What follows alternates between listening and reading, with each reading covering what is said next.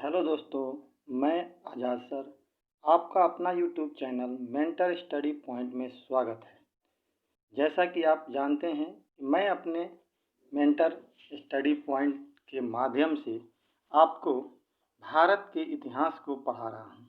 भारतीय इतिहास में मैं आपको आधुनिक भारत के बारे में बताने का प्रयास कर रहे हैं। इस आधुनिक भारत के तहत हम लोगों ने, जैसा कि आपने देखा कि सबसे पहला टॉपिक जो है भारत में यूरोपीय कंपनियों का आगमन के बारे में हमने 3 वीडियो के माध्यम से कंप्लीट किया और साथ ही साथ एक वीडियो में उससे संबंधित जो भी क्वेश्चंस थे उस क्वेश्चंस के बारे में हम लोगों ने डिस्कस किया। इस प्रकार प्यारे मेरे दोस्तों, मैंने आपको 4 वीडियो के माध्यम से मॉडर्न हिस्ट्री का पहला टॉपिक, जिसे हम भारत में यूरोपीय कंपनियों का आगमन के नाम से जानते हैं, समझाने की कोशिश की और मैं उम्मीद करता हूं कि शायद आपको इस वीडियो के माध्यम से निश्चित तौर पे कुछ बेहतर पढ़ने को मौका मिला होगा।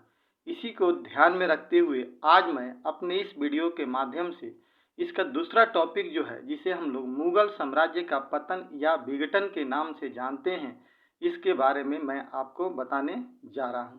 हालांकि यहाँ से प्रश्न तो बहुत कम पूछे जाते हैं, लेकिन जो भी प्रश्न पूछे जाते हैं वो काफ़ी ही इम्पोर्टेंट होते हैं कंपटीशन के लिहाज से, और ख़ास करके उस कंपटीशन में जो आप में से अगर कोई व्यक्ति आगे उच्च स्टडी के लिए अध्ययन करता हो, उसके लिए तो मुगल साम्राज्य का पतन बहुत ही महत्वपूर्ण माने रखता है।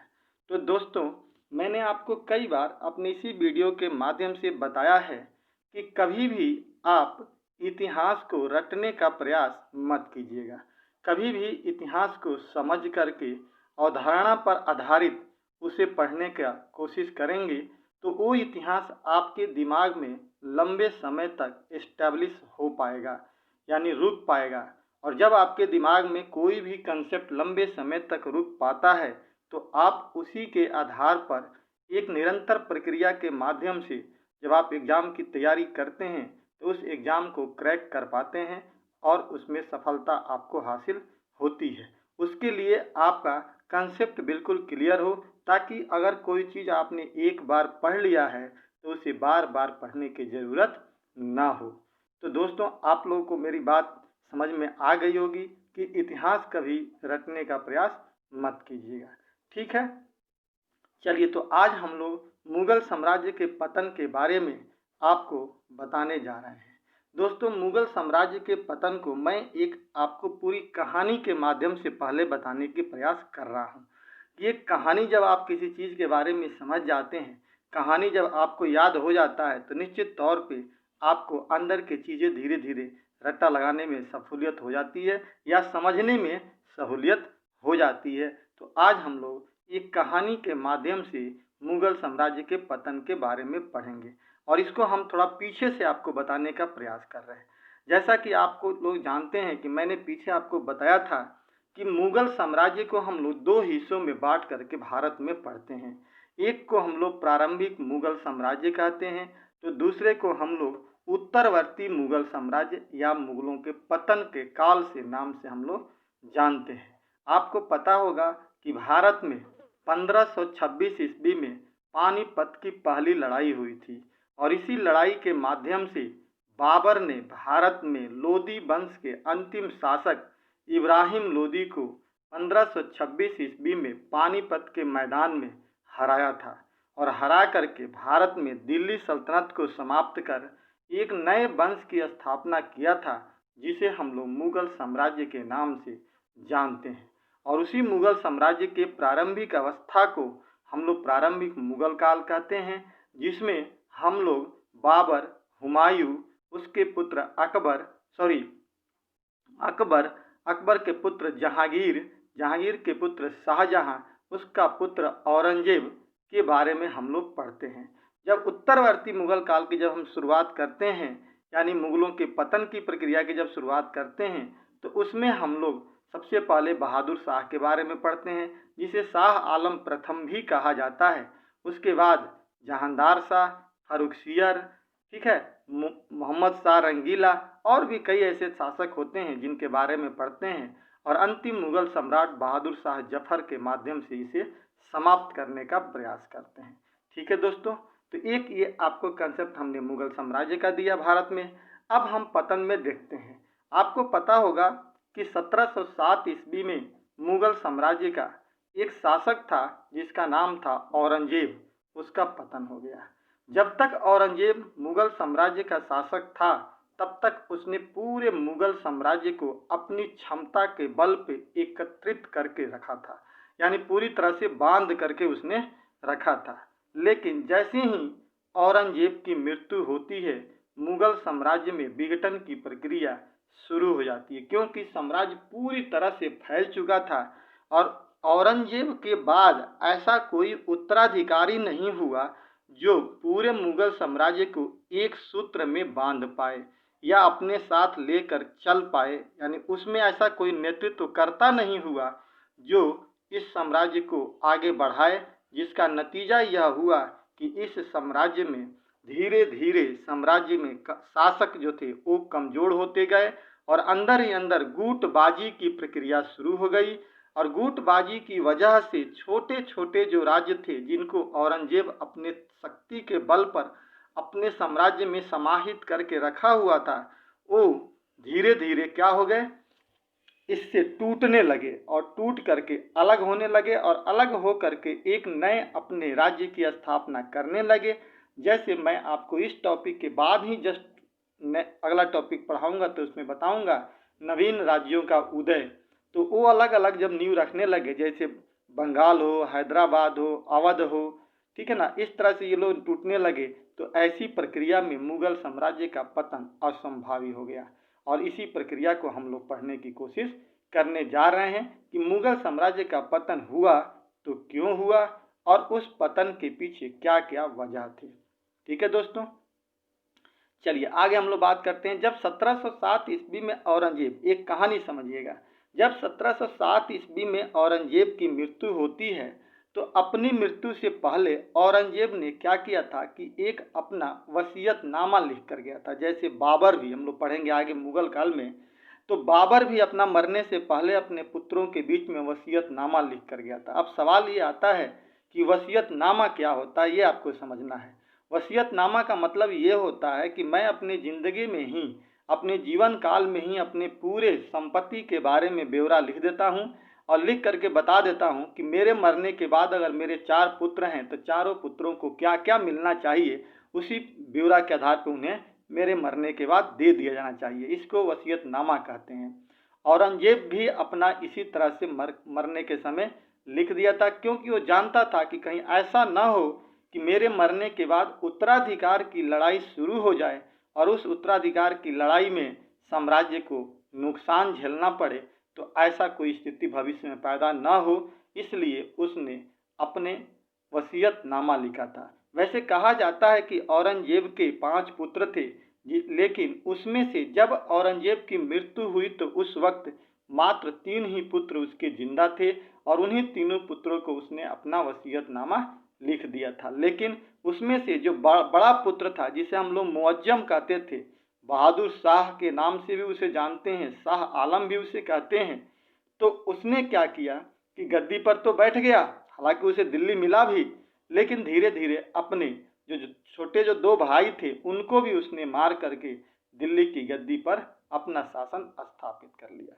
तो इसी प्रक्रिया को हम लोग आगे आप लोग पढ़ने जा रहे हैं। ठीक है दोस्तों, मैं उम्मीद करता हूं कि आपको ये छोटा सा कंसेप्ट आपको समझ में आया होगा कि मुगल साम्राज्य के पतन के पीछे उत्तराधिकार का कमजोर होना एक बहुत बड़ा कारण था। इसके अलावा अन्य कई कारण थे जो हम आपको बताएंगे। इस टॉपिक को हम लोग 2 वीडियो के माध्यम से पढ़ेंगे, एक तो आज हम लोग पढ़ेंगे और एक कल के वीडियो में पढ़ेंगे और इस टॉपिक को हम समाप्त कर देंगे। उसके बाद से फिर से मैं 50 क्वेश्चंस आपको लेकर के आऊँगा और उस 50 क्वेश्चन के माध्यम से इस टॉपिक में जितने भी क्वेश्चंस बनते हैं उसको हम लोग डिस्कस करेंगे। अर्थात इस प्रकार से 3 वीडियो के माध्यम से हम इस टॉपिक को पूर्ण रूप से कंप्लीट करने का प्रयास करेंगे। ठीक है दोस्तों, चलिए तो आज हम लोग इसको पढ़ते हैं, देखते हैं।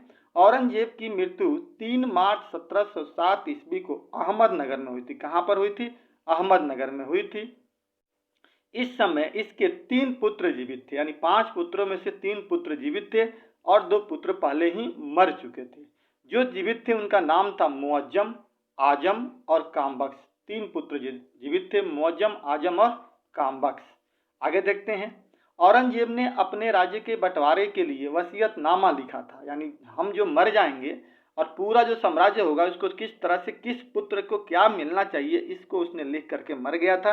इसी को वसीयतनामा जो मैंने अभी आपको बताया, ताकि उत्तराधिकार का युद्ध ना हो पाए। ये उत्तराधिकार के युद्ध से बचने के लिए वसीयतनामा लिखा था, क्योंकि हम आपको बताएंगे कि औरंगजेब भी जब गद्दी पर बैठा था तो उसने भी अपने 3 भाइयों को मार करके ही गद्दी पर बैठा था और उत्तराधिकार का संघर्ष हुआ था शाहजहां के समय में। तो इस चीज से बचने के लिए औरंगजेब ने ये प्रक्रिया निकाली थी वसीयतनामा लिखने की। वसीयतनामा के अनुसार औरंगजेब ने अपने बड़े बेटे मुअज्जम को 12 सूबा तथा राजधानी दिल्ली दिया था। ठीक है, आगे बात समझ में, पूरा दिल्ली भारत तो उसी का था, लेकिन जो बड़ा बेटा था मुअज्जम, उसको उसने क्या किया था, 12 सूबा यानी प्रांत जो होते थे, इसके समय में 21-22 प्रांत थे, उसमें से 12 सूबा जो था वो उसने अपने बड़े बेटे और राजधानी दिल्ली को भी उसने बड़े बेटे के नाम कर दिया था। दूसरा जो बेटा था आजम को उसने आगरा, दक्कन का सूबा, मालवा और गुजरात यानी 4 प्रांत जो था उसको उसने दे दिया था। आगरा, दक्कन, मालवा और गुजरात, सब आपको पता ही। आगरा उत्तर प्रदेश में, मालवा जैसे ही हम लोग प्रवेश करते हैं तो मध्य प्रदेश के ऊपर में मालवा का पठार आपको दिखाई देता है। गुजरात भी था, दक्कन मैंने बताया ही था कि हैदराबाद और कर्नाटक वाला जो इलाका था उसको दक्कन के नाम से हम लोग जानते थे। तो इस प्रकार से ये उसके दूसरे बेटे को अपने दिया था। तीसरा जो बेटा था कामबख्श, उसको उसने बीजापुर और हैदराबाद दे दिया था। जो साउथ में था बीजापुर और हैदराबाद वो दे दिया था, और दे करके इस प्रकार उसकी मृत्यु हो गई। औरंगजेब की मृत्यु के समय मुअज्जम अफगानिस्तान के जमरूद नामक स्थान पर था। यानी जब औरंगजेब की मृत्यु होती है तो उस समय दिल्ली में कोई नहीं था। उसके 3 पुत्रों में से कोई दिल्ली में नहीं था। एक पुत्र उसका गुजरात में था, एक पुत्र उसका दक्षिण में था और एक पुत्र उसका अफगानिस्तान में था। अफगानिस्तान में ही एक जमरूद नाम का जगह था, वहीं पर उसका एक पुत्र था। ठीक है दोस्तों, और ये अहमदनगर में इसकी मृत्यु हो गई। जब औरंगजेब की मृत्यु हुई तो तीनों पुत्रों की जानकारी हुई। जो जहां था वहीं से दिल्ली की तरफ बढ़ने का प्रयास किया ताकि उसे दिल्ली अपना कब्जे में आसानी से कर पाए। उसी में से मुअज्जम जो था वो अफगानिस्तान से चला और जमरूद नामक स्थान पर पहुंचा। वहीं पर उसने क्या किया, एक नया प्रक्रिया अपने आप को बादशाह घोषित कर दिया। आगे देखते हैं। कह रहा कि आजम अहमदनगर और कामबख्श बीजापुर में था। आगे बात, तीनों अलग अलग थे, एक अफगानिस्तान में था तो दूसरा अहमदनगर में था और तीसरा बीजापुर में था। अगला पॉइंट पढ़ते हैं। मुअज्जम अफगानिस्तान से सीधा दिल्ली चला और रास्ते में लाहौर में ही अपने आप को बहादुर शाह के नाम से बादशाह घोषित कर दिया। बात समझ में आ गई कि जब उसे पता चला कि पिताजी की मृत्यु हो गई है तो अफगानिस्तान से सीधा वो कहाँ चल दिया, दिल्ली की तरफ चला, और रास्ते में लाहौर तक पहुंचते पहुंचते ही उसने क्या कर दिया, अपने आप को बादशाह घोषित कर दिया। दिल्ली का उत्तराधिकारी अपने आप को घोषित कर दिया। और इस प्रकार से बहादुर शाह और बहादुर शाह के पुत्र दोनों आ गए और आ करके दिल्ली पर उन्होंने अधिकार कर लिया। ठीक है, लेकिन दोस्तों एक चीज याद रखिएगा, यहाँ पे लड़ाई करने की बात नहीं की गई थी। औरंगजेब ने बड़ी सहूलियत से दिल्ली सहित 12 सूबा मुअज्जम को दिया था, यानी बहादुर शाह को दिया था, और उसे बताया था कि आप अपने छोटे भाइयों में भी इसे जो बाकी है आगरा वगैरह जो है जिसको मैंने दिया है उसे बांट देना। लेकिन बहादुर शाह ने लालच में ऐसा कुछ भी नहीं किया। और एक संघर्ष होता है 1707 ईस्वी में, 18 जून 1707 ईस्वी को, जिसे हम लोग जजायू का युद्ध कहते हैं। जजायू का युद्ध होता है बड़े बेटे और उसके बाद छोटे वाले बेटे में, मतलब मझले में। यानी कहने का मतलब कि आजम और मुअज्जम के बीच में ये संघर्ष होता है। इस युद्ध में बहादुर शाह ने अपने भाई आजम को पराजित कर मार डाला और उसके बेटे को भी मार दिया। यानी इस प्रकार से अपने सामने से उसने अपने एक भाई का रास्ता साफ कर दिया। एक भाई जो कामबख्श था उसका बचा हुआ था। उसके बाद एक बीजापुर का युद्ध होता है जो मैं अभी बताता हूँ। इसी में जनवरी 1709 ईस्वी में 2 साल के बाद इस युद्ध में बहादुर शाह ने अपने भाई कामबख्श और उसके 2 पुत्रों को मार दिया। और इस प्रकार से बहादुर शाह, जिसे हम लोग आजम कहते थे, मुअज्जम कहते थे, और उसी का नाम बहादुर शाह प्रथम भी था, इसने अपने दोनों भाइयों को बड़ी क्रूरतापूर्वक मार करके पूरे दिल्ली का शहंशाह अपने आप को घोषित कर दिया और बादशाह बन गया। इस प्रकार अब हम लोग आगे जो है बहादुर शाह के बारे में पढ़ने का प्रयास करते हैं। बहादुर शाह प्रथम, जिसे हम लोग शाह आलम प्रथम भी कहते हैं, यह 1707 से लेकर के 1712 ईस्वी तक शासन किया था। कब से कब तक शासन किया था दोस्तों? तो 1707 से लेकर के 1712 ईस्वी तक इसने शासन किया था। बहादुर शाह को शाह बेखबर के नाम से भी जाना जाता है। याद रखिएगा, यहाँ पे जो 4 शासक मिलेंगे, एक बहादुर शाह, जहांदार शाह, फर्रुखसियर और मोहम्मद शाह, इन चारों की एक अलग उपमा दी गई थी, एक अलग उपनाम से पुकारा जाता था।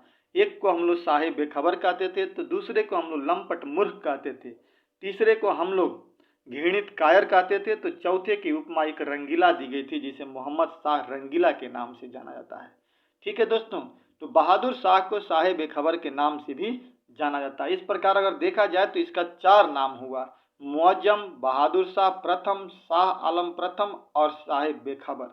ठीक है, अगला पॉइंट देखते हैं। यह 66 वर्ष की अवस्था में गद्दी पर बैठा था। कितने वर्ष की उम्र में जी? तो 66 वर्ष की अवस्था में गद्दी पर बैठा था, यानी लगभग बूढ़ा हो चला था तब यह गद्दी पर बैठा था। अब इस अवस्था में आप बताइए कि क्या यह क्रूरतापूर्ण कोई नीति अपना पाएगा? नहीं, इसने क्रूरता की नीति नहीं अपनाई। जो औरंगजेब की क्रूरता की नीति थी, जो कहा जाता है कि उसके समय में सबसे ज्यादा हिंदुओं पर जनसंहार हुआ, मंदिरें लूटी गई, मंदिरों को तोड़ा गया, उस प्रकार की नीति इसने नहीं ली। इसने एक नया नीति का निर्माण किया, जिसे हम लोग कहते हैं मेल मिलाप की नीति, यानी सबको एक साथ लेकर चलने की नीति को इसने आगे बढ़ाया, और शायद यही मेल मिलाप की नीति इसके पतन को भी साबित कर दिया। ठीक है दोस्तों, तो अब देखिए, इसने मेल मिलाप की नीति के तहत राजपूताना के साथ दोस्ती किया, राजपूतों से अपने साथ लेकर चलने का प्रयास किया। ठीक है, अगला उसने मराठा सरदारों के प्रति भी उसकी नीति अस्थिर रही, मतलब कोई निश्चित नीति नहीं थी कि हाँ एक ऐसी प्रकार की नीति होना चाहिए। जैसे हम लोग पढ़ रहे हैं, पीछे पढ़ेंगे, आगे पढ़ेंगे हम लोग, अकबर ने राजपूतों के साथ एक नीति बनाई तो स्थिर थी, लेकिन इसकी कोई नीति स्थिर नहीं थी, क्योंकि इसने उन्हें दक्कन की सरदेशमुख तो दे दी, लेकिन चौथ का अधिकार नहीं दिया। अब देखिए, मराठा जो थे ना, वो 2 प्रकार के टैक्स वसूलते थे। मराठा मैं आप लोगों को पढ़ाऊंगा, जिंदगी में ऐसा कभी नहीं पढ़े होंगे जैसा मैं मराठा आप लोगों को पढ़ा दूंगा। ठीक है दोस्तों, बस वेट कीजिए, इतिहास का आपको मैं बिल्कुल पर्दाफाश कर दूंगा इतिहास का कि इतिहास होता क्या है। तो मराठों के समय में, मराठा जो थे अपने समय में 2 प्रकार के टैक्स वसूलते थे, एक सरदेशमुख और एक चौथ। ठीक है, चौथ मतलब कुल हिस्सा का चौथा हिस्सा वो लोग अपने पास ले लेते थे, और सरदेशमुख यानी टोटल हिस्से का 10वां हिस्सा अपने पास लेते थे। ये हम डिटेल्स में और बताएंगे। तो उसने क्या किया कि मराठों के साथ जो संधि की, उसमें सरदेशमुख के अधिकार तो उनको दे दिया कि आप 10वां हिस्सा वसूलिए, और चौथ का अधिकार उन्हें नहीं दिया। तो क्या आप बताइए कि पूर्ण रूप से कोई नीति हुई? ये तो अधूरा नीति हुई। इसी को हम लोग अस्थिर नीति के नाम से जानते हैं। तो मराठा भी इससे कहीं ना कहीं नाराज हो गए। दूसरी तरफ बहादुर शाह ने गुरु गोविंद सिंह, इसी में सिख गुरु थे, 10वें गुरु को हम लोग क्या कहते हैं?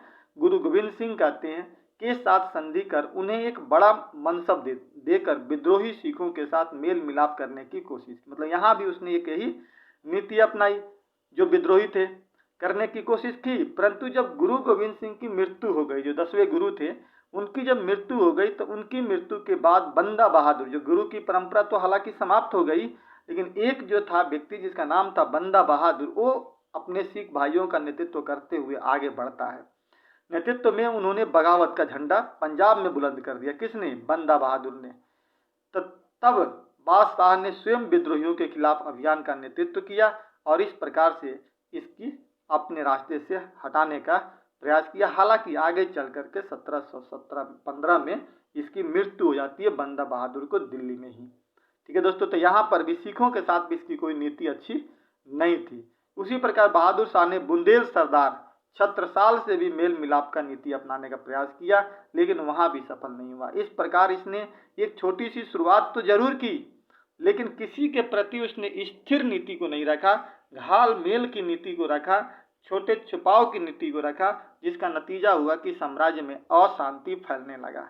कोई संतुष्ट ही नहीं था इससे, और धीरे धीरे अस्थिरता का माहौल तैयार हुआ और पतन की प्रक्रिया आगे शुरू हुई। बहादुर शाह के शासनकाल के दौरान प्रशासन की हालत और भी बिगड़ गई। एक तो पहले से ही बिगड़ती आ रही थी औरंगजेब के समय से ही, क्योंकि बहुत बड़ा साम्राज्य बन गया था और एक व्यक्ति को संभाल कर रखना मुश्किल हो रहा था। तो एक तो बिगड़ती जा रही थी, बहादुर शाह ने उसमें और भी सहयोग करके और बिगाड़ दिया अपनी नीतियों के माध्यम से, जो इसकी नीति मेल मिलाप की रही।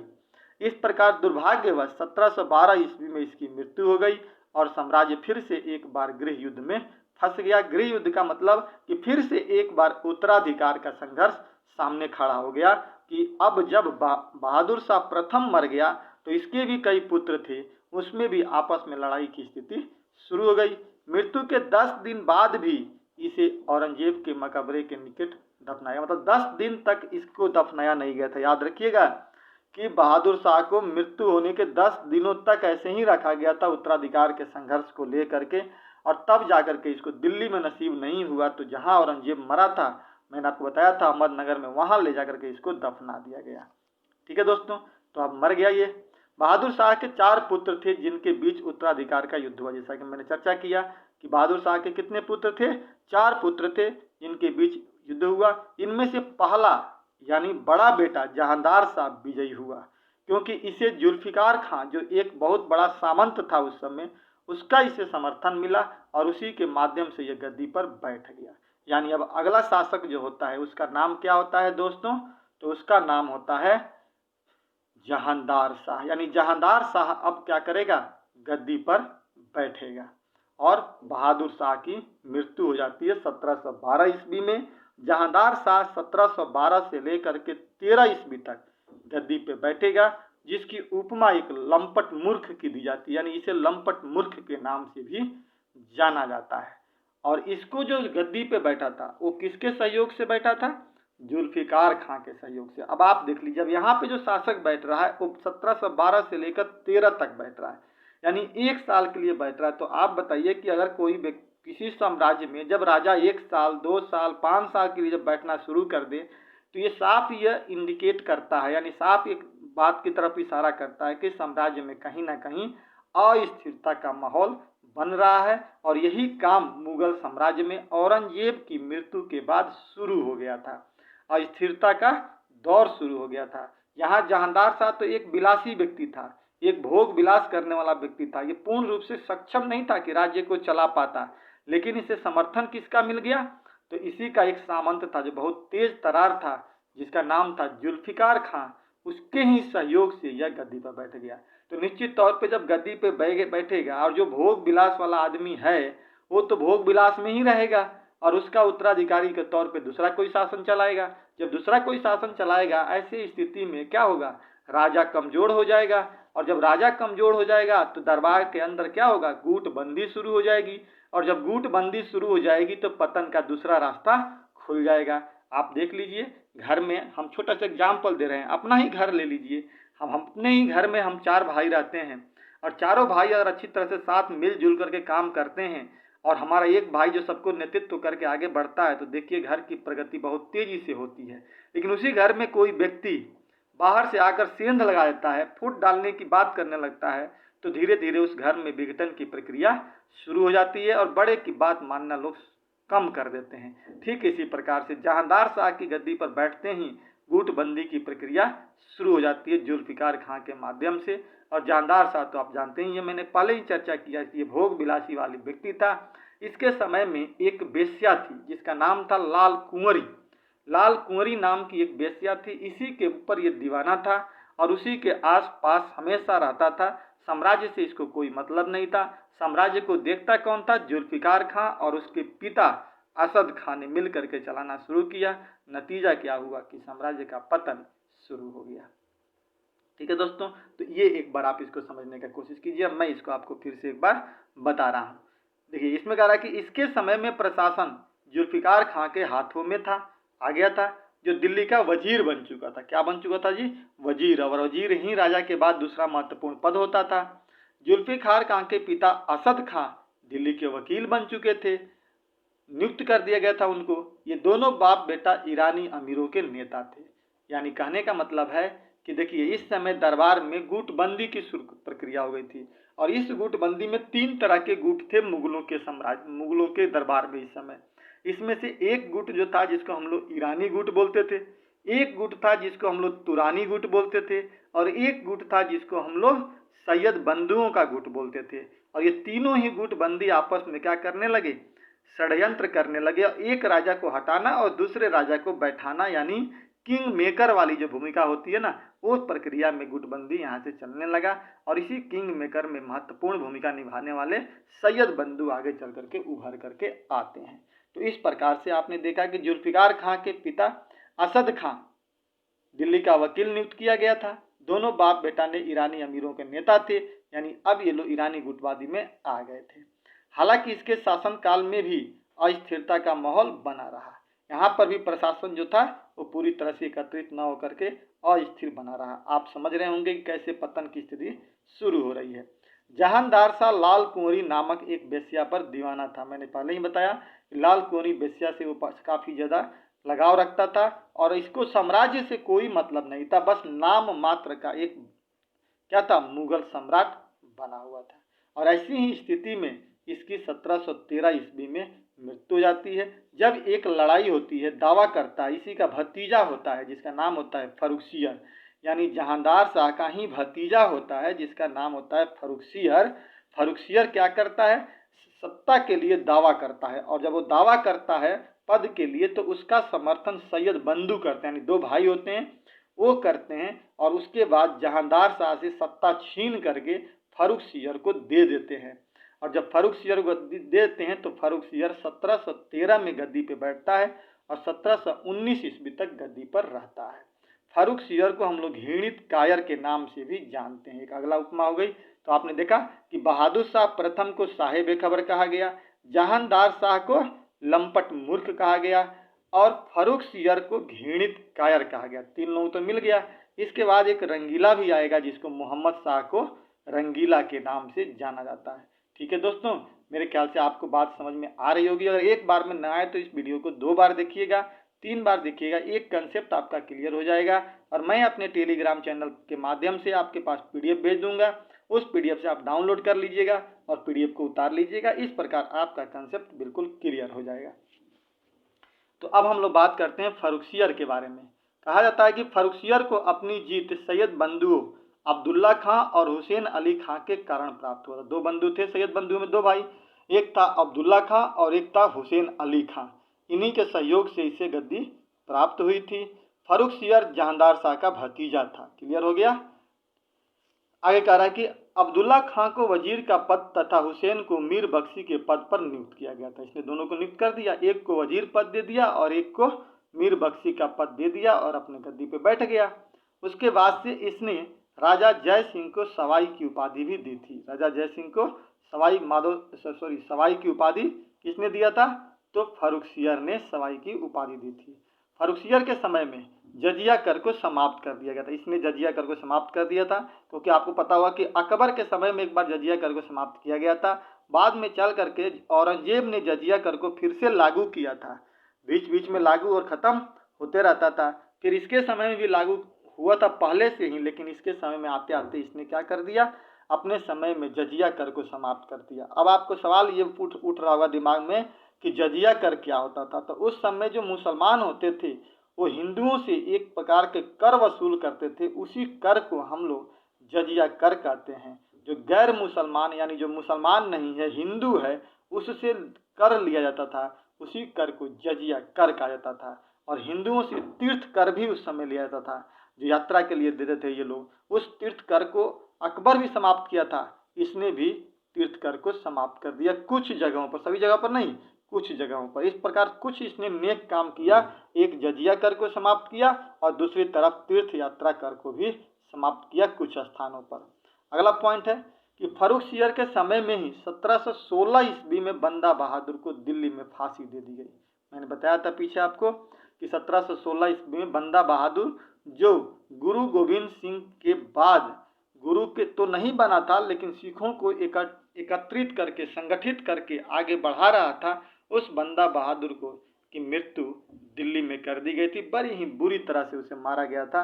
अजब कहानी थी उसकी, कभी मौका मिलेगा तो मैं बताऊंगा कि कैसे उसको बेचारे को मारा गया था दिल्ली में। उसके बाद से आता है हमारा कि 1717 ईस्वी में इसने अंग्रेजों को शाही फरमान भी जारी किया था। आपको याद होगा कि मैंने आपको जब मुगल काल जब पतन पढ़ा रहे थे, यूरोपियों का आगमन पढ़ा रहे थे, तो उसमें हमने कहा था कि औरंगजेब को 1717 ईस्वी में एक शाही फरमान मिला था, जिस फरमान की तरफ से के माध्यम से उसे 3 प्रकार की क्या मिली थी, छूट मिल गई थी। और उसी छूट के माध्यम से औरंगजेब जो थे वो भारत में बहुत ही सफल हो गए थे और आगे बढ़ गए थे। ठीक है दोस्तों, बहुत ही आगे बढ़ गए थे। इस प्रकार से हम देखें तो वही शाही फरमान 1717 ईस्वी में औरंगजेब को और क्या बोलते हैं अंग्रेजों को इसने दिया था, और इस प्रकार 1719 ईस्वी में इसकी मृत्यु हो गई थी। तो दोस्तों आज हम लोग यहीं तक पढ़ते हैं। आगे हम लोग इस वीडियो को अगले वीडियो में हम लोग आगे बढ़ाएंगे, और 2 वीडियो के माध्यम से हम इसे समाप्त कर देंगे और एक वीडियो में प्रश्न उत्तर की चर्चा करेंगे और आगे बढ़ेंगे। ठीक है दोस्तों, इस प्रकार अगर आपको अच्छा लगता है तो आप इस वीडियो को शेयर कीजिएगा, आप इसे लाइक कीजिएगा और आप इसे सब्सक्राइब कीजिएगा, अपने दोस्तों में भी बांटने का प्रयास कीजिएगा। जय हिंद,